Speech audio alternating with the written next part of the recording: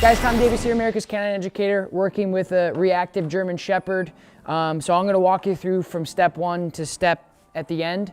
So I just wanted to walk you through the entire process from the dog walks in and what I would do to assess the situation and how I deal with dogs who are reactive to people and other dogs, because apparently Romeo is. So I'm going to walk you through the entire process as soon as they come in. Hope you like it. Cool. I'll just take the leash. Cool. All right, man.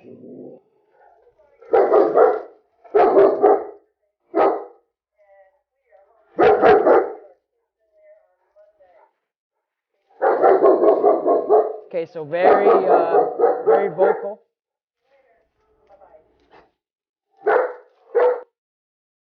Just perfect.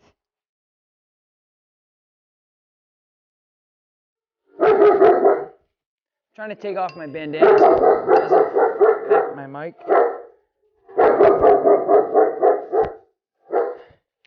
All right, so you guys can see, obviously very barky, very reactive. Doesn't care about me. This is the first time I met him. You guys watched him come right in. So I'm gonna stop this. I'm gonna stop this behavior. Walk you through this process. Sit. All right. So the prong's too big. It's not getting good pressure. It's too far down on him. And just so you guys know, there's a person behind the camera, and there's a dog behind the camera as well. He's trained on a prong from his owners. So I'm going to switch out to a smaller prong here. Come here. Good boy. So again, no problem with me. I've never met him. Our relationship so far is a little out of control.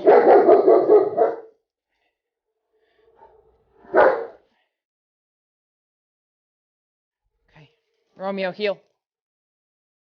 Heel. Good. Heel. So as this session goes on, I'm going to bring out some dogs to see if we can get him to his stimulated, heightened state. Or at least try to train in that environment to help him with it. But as of right now, a lot better control just from the change of equipment. So I'm gonna work him back and forth. And you guys can tell, like, he's very kind of nervous. He's not really that anxious for a shepherd that reacts, so that's good. He's a little, where am I? But he's not like whining and pacing back and forth. He's kind of just barking at the person behind the camera, as well as trying to figure out where his dad went. So I'm going to work him on the leash just to get him tuned up with me, to make him a little bit more comfortable with me, and then we're going to continue to get other distractions out.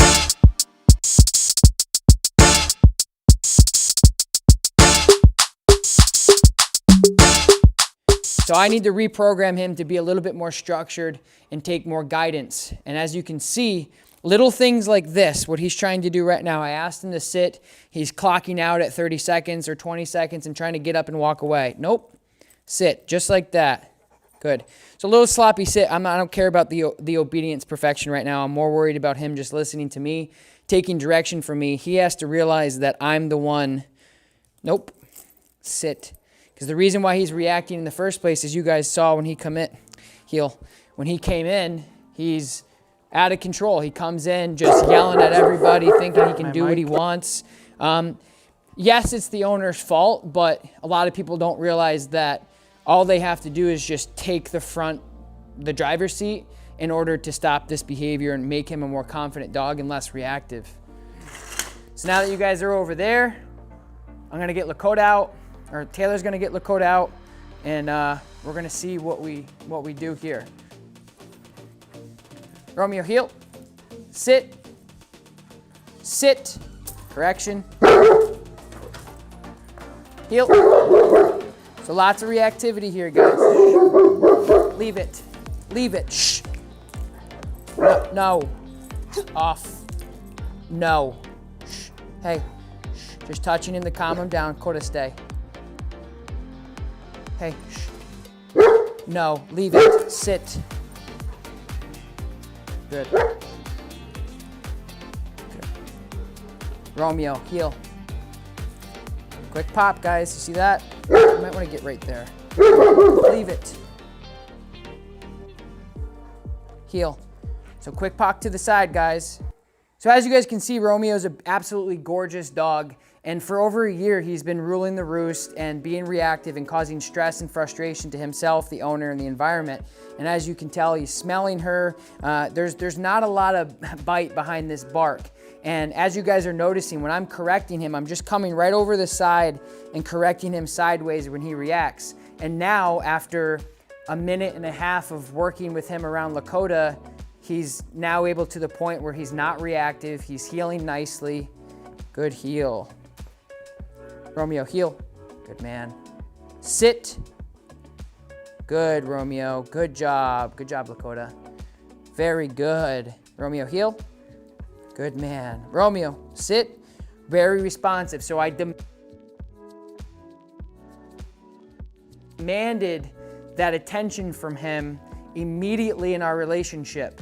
So that way, when I did apply another dog that he may be uncomfortable or insecure about, I was able to say, hey buddy, remember I'm in charge? And he goes, oh yeah. Sit. Good. Good. And he's gonna lay down. And I'm okay with that for right now. So it's a huge W. These guys traveled all the way from Indiana to train with us for him to get better with other dogs and other people. I'm somebody he doesn't know. That dog is somebody. Hawk is somebody. Taylor is somebody. Making great success. Little things like this of just correcting him and telling him, you know, whether it's wrong or right, will go a long way.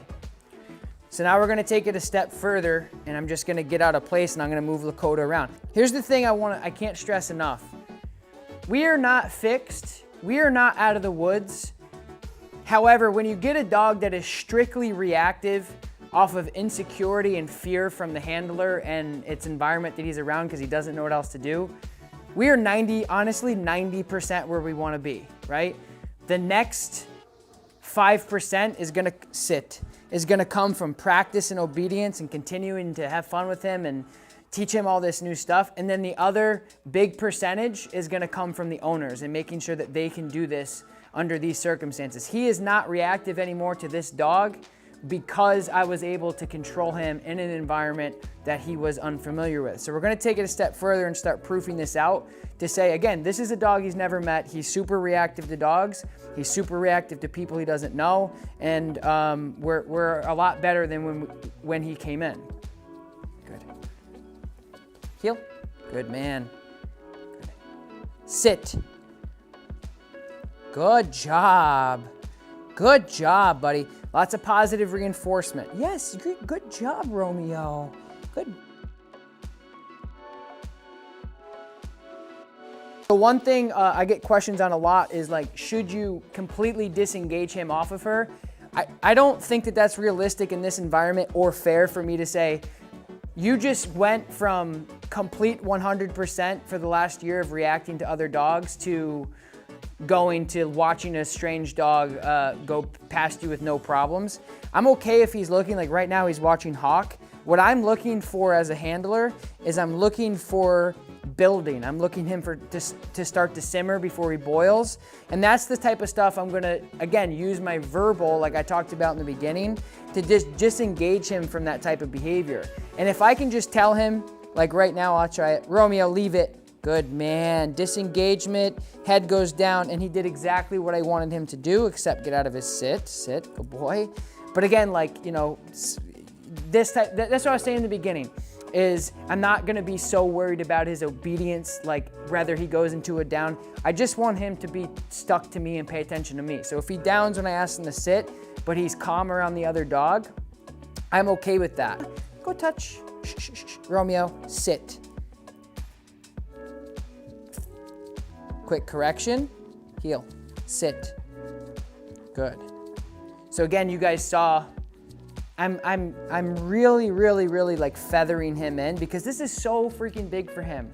So big, so big. His owners are going to be so proud when they see this come out on YouTube. And you know, this dog's moving back and forth, Lakota, and he gets up and he looks, and I'm not gonna like overreact when that happens. I'm gonna try to get his attention and remind him of what he needs to be doing without giving him that really strong correction. But then if I say sit and he's completely glazed over, then I'll remind him, hey buddy, remember me? And then he goes back into a sit. Boy. So I'm gonna grab some food really quick. Good. And I'm gonna see if I can use some positive reinforcement just to get him engaged with me, because that'll be another really great tool to use to get him more associated with another dog in a positive way.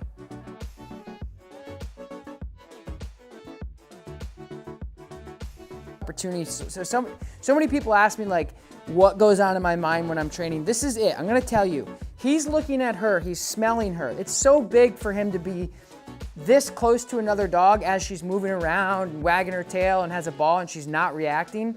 I'm not gonna like overreact on him. So if he's smelling and he's like, hey, maybe you're not so bad, I'm gonna take that as a learning experience for him as he's doing right now. But I'm also gonna then go back, sit, good boy. So again, when I asked him to sit 15 seconds ago, he's like, hold on, dude, I'm interested. And I let that slide during that time under my discretion, because I knew that the W and the win that he was getting from interacting with her through scent was gonna be more valuable than me actually worrying about my obedience at that time. So you'll notice that I'm very discretionary on some of the stuff that I do, and the obedience that I'm applying is gonna be dependent on what's going on in his brain, because ultimately, the obedience is something I can always do. The behavior modification stuff and trying to change his behavior plays an important role in the first hour that you're working with a dog to tell him exactly how things are gonna go. Good, so I guess it's important for dogs to, if they're gonna go out of their comfort zone a little bit and break the obedience during these times, that's okay. But if he's gonna be super overreactive and break his obedience, I'm gonna punish him for that pretty much immediately. But in times of gaining security and gaining confidence, I tend to let that slide. So that's just my point of view on that. You guys can take that with a grain of salt or whatever, but. Go to touch. Yes, good job, Romeo. So this would be called desensitizing, guys. She wants the food more than she wants the ball. Good, so he's getting a little stimulated here. Romeo, good, a little verbal inflection there. Hey, remember me. So again, I'm walking you through exactly what went through my head. He looked at Hawk over here in the corner, the Malinois that we have, and he got a little, for whatever reason, I don't know, he got a little, okay, maybe I'm not so sure about that dog. And I just said, hey buddy, voice inflection came down with punishment style. Romeo, and he was like, okay, let me sit back down. And again, like I'm letting him take advantage and teach himself. And that builds a relationship between him and I to let him know that as long as he's listening to what I have to say, the process isn't as bad. So I'm not being that militant during the times of learning curves. So I want you guys to watch what I'm doing with the leash. I'm holding it out, but watch the pressure. So what you don't ever want to do with an insecure dog when you're meeting is put pressure on the leash, because it creates tension and it becomes a gun jaw. The first person that moves, he's going to react. Kind of like what he did. So when you're watching me here, this is for safety. I'm very comfortable with doing this because I know her and I feel comfortable with him. So when I'm doing this, I am using my peripherals to watch him and know that at any given moment, I can move her with my body and correct him away and de-escalate the situation immediately. So that's what I'm doing, is I'm always conscious of my pressure and what I'm doing with the leash and the equipment that I'm using. Left. Yes, good girl. Watching him, he's not getting up. Good, sit, go to stay. Yes, he's gonna smell her through my hand here, and I still have the same treat I was using for her. I'm gonna go back to her, okay? Good, good. Good job, Romeo.